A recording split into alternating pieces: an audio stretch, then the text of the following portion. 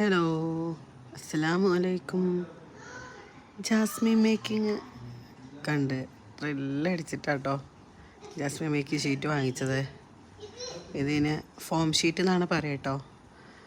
Ivory കളറിലാണ് ഈ form sheet വരിക. പോരാത്തതിന് സ്റ്റെമ്മായിട്ട് ഒലീവ് ഗ്രീൻ്റെ ഷീറ്റുമാണ്. പിന്നെ അതിൻ്റെ കൂടെ നമുക്ക് ഇത് സെറ്റായിട്ടാണ് വാങ്ങാൻ കിട്ടുക. അല്ലാതെയും കിട്ടും.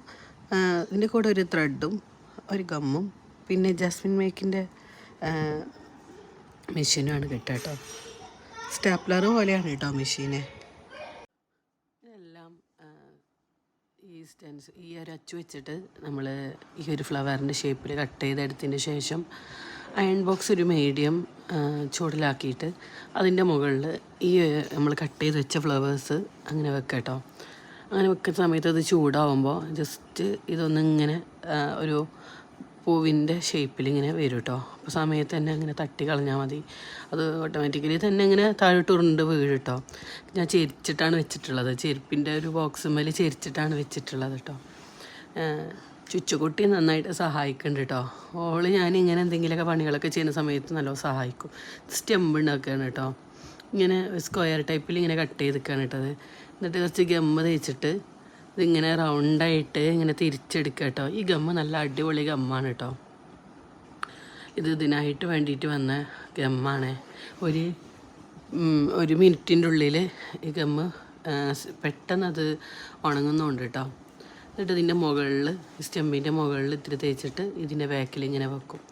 ഇങ്ങനെയാണ് ചെയ്യുന്നത് കേട്ടോ. ടേബിൾ മേലിരുന്നിട്ടാണ് ചെയ്യണത്. കാണുമ്പോൾ അതിങ്ങനെ ഫ്ലവറായിട്ട് നിൽക്കുന്നതാണ്. അപ്പോൾ ഭയങ്കര ഇൻട്രസ്റ്റ് ആയിട്ട് അങ്ങനെ ചെയ്യാം കേട്ടോ.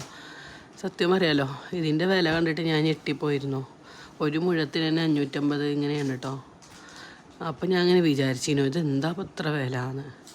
ഇപ്പോൾ ഞാൻ സ്വന്തമായിട്ട് ഉണ്ടാക്കിയപ്പോഴല്ലേ എനിക്ക് മനസ്സിലായത് എത്ര വിലയാണെങ്കിലും പൈസ കൊടുത്ത് വാങ്ങിക്കോളിട്ടോ. അത്രയ്ക്ക് ബുദ്ധിമുട്ടാണ്. ഇതിൻ്റെ എഫേർട്ടിന് 550 കൊടുത്താൽ പോരാ.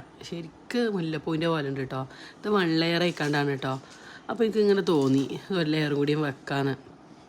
ഞാൻ ഡബിൾ ലെയർ ആയിട്ടാണ് വെച്ചിട്ടുള്ളത് കേട്ടോ. അപ്പോഴാണ് കുറച്ചുകൂടി ഭംഗി. 5 പെറ്റലിൻ്റെ ജാസ്മിനാണ് കേട്ടോ. നമ്മൾ ഈ ഫോണിങ് സ്ക്രീനിങ് ടൈമൊക്കെ കുറച്ച് കുറക്കുകയാണെങ്കിൽ ഇതുപോലെയൊക്കെ എന്തെങ്കിലുമൊക്കെ ചെയ്യണമെങ്കിലൊക്കെ നല്ലതാണ്.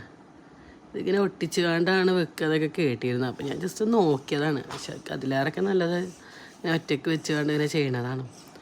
പിന്നെ സ്റ്റെമ്പ് വലിപ്പം കൂടുതലാണെന്നുണ്ടെങ്കിൽ ജസ്റ്റ് കട്ട് ചെയ്ത് കൊടുക്കാം കേട്ടോ. ഒരു പാകത്തിന് വലിപ്പമാണ് എപ്പോഴും നല്ലത്.